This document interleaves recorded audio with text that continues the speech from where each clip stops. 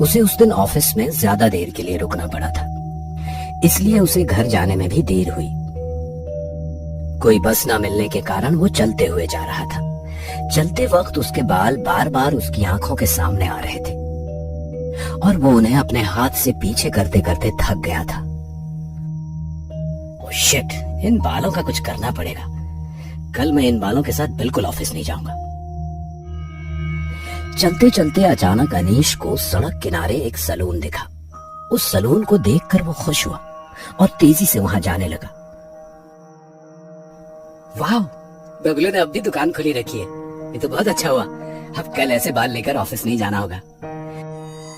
Anish salon के अंदर आया तो बबलू वहां अखबार पढ़ रहा था। अनीश के आने पर उसका बिल्कुल ध्यान नहीं गया।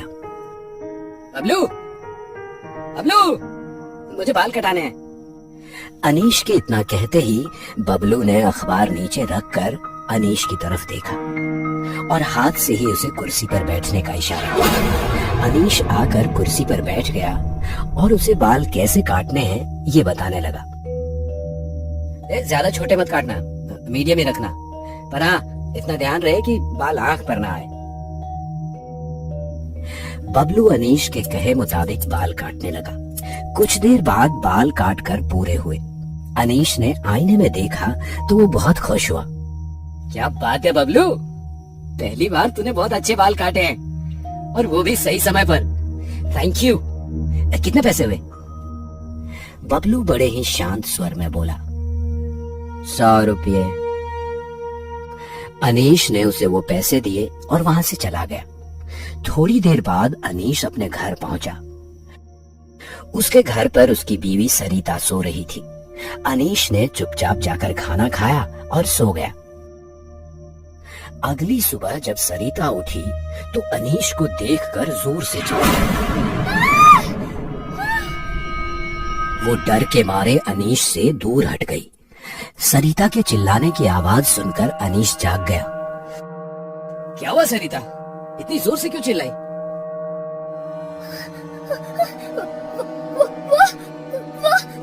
तुम्हारे सरिता बोलने की कोशिश कर रही थी, पर डर की वजह से उसके मुंह से शब्द नहीं निकल रहे थे। वो भागती हुई बाथरूम की तरफ गई। सरिता, क्या हो गया तुम्हें? अनीश को कुछ समझ नहीं आया कि सरिता को अचानक क्या हो गया। सरिता भागती हुई वापस आई और बाथरूम से लाया हुआ आईना उसने अनीश के सामने रख दिया।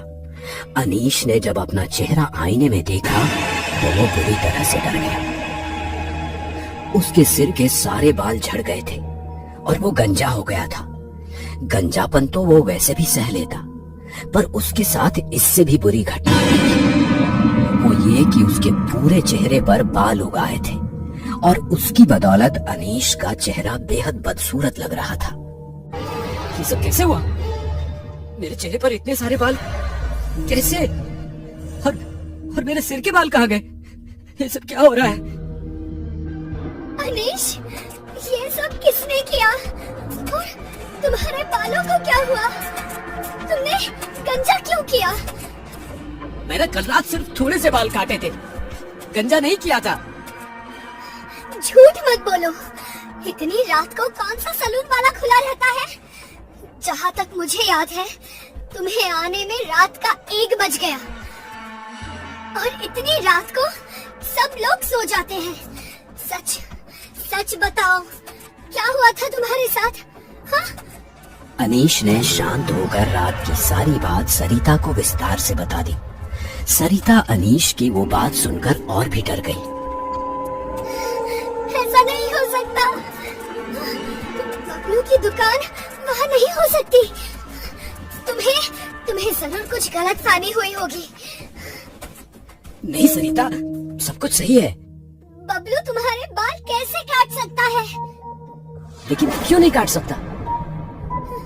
क्योंकि कल सुबह ही एक ट्रक ने उसे और उसके सलून को टक्कर मारी थी और उसी में बबलू की मौत हो गई।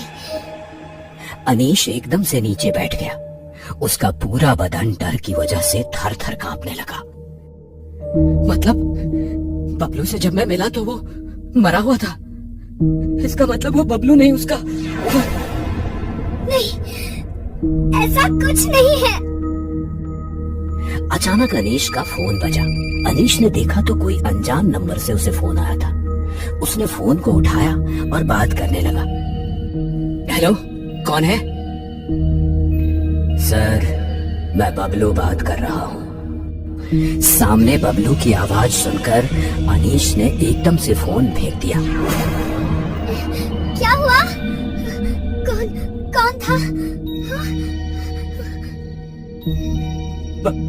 बबलू। बबलू का नाम सुनकर सरिता भी डर गई। फोन में बबलू की आवाज अब भी आ रही थी। अनीश सर, मुझे पता है आपके चेहरे पर बाल उगे हैं, पर ये क्या, आप अपने सिर के बाल तो यहीं पर छोड़ गए। उसे लेने के लिए आपको फिर से मेरे पास आना होगा। आज रात उसी समय पर आइएगा, मैं इंतजार करूंगा। फोन कट गया। जब तक ये सब ठीक नहीं हो जाता, तुम बाहर नहीं जाओगे।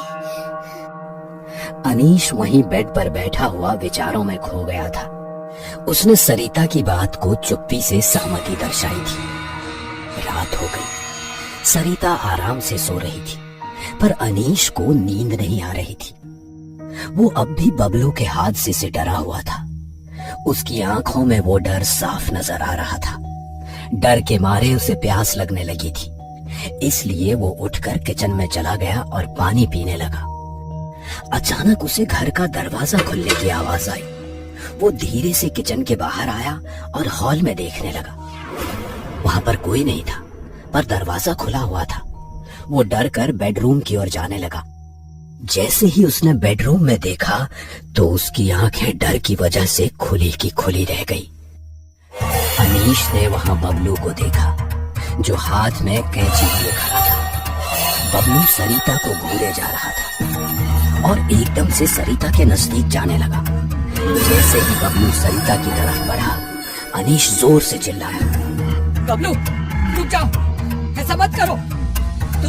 तुम मेरे लिए यहाँ आए थे ना, मैं यहाँ हूँ। अनीश की आवाज सुनकर बबलू रुक गया और सरिता भी नींद से जाग गई। उसने जैसे ही बबलू को देखा, वो डर कर भागने लगी और अनीश के पीछे जाकर छिप गई। बबलू हंसते हुए अनीश की तरफ जाने लगा। उसने हाथ की कैंची दिखाकर कहा, अनीश सर, आपके चेहरे के बाल बहुत लंबे हो गए हैं, आइए मैं काट देता हूँ। अनीश ने पीछे जाते हुए कहा, देखो बबलू, तुम मर चुके हो, चले जाओ यहाँ से। बबलू एकदम से चिल्लाया, नहीं सर, मैं मरा नहीं, मुझे मारा था। मेरे हाथ में कितनी अच्छी कला थी, वो भी मुझसे छीन ली।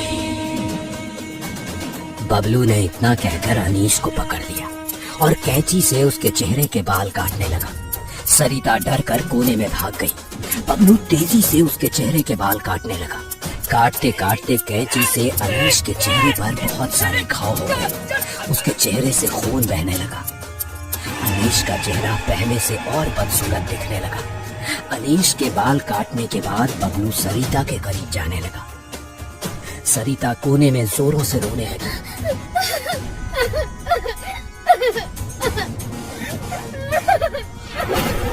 अनीश खून बहने की वजह से बेहोश हो गया था।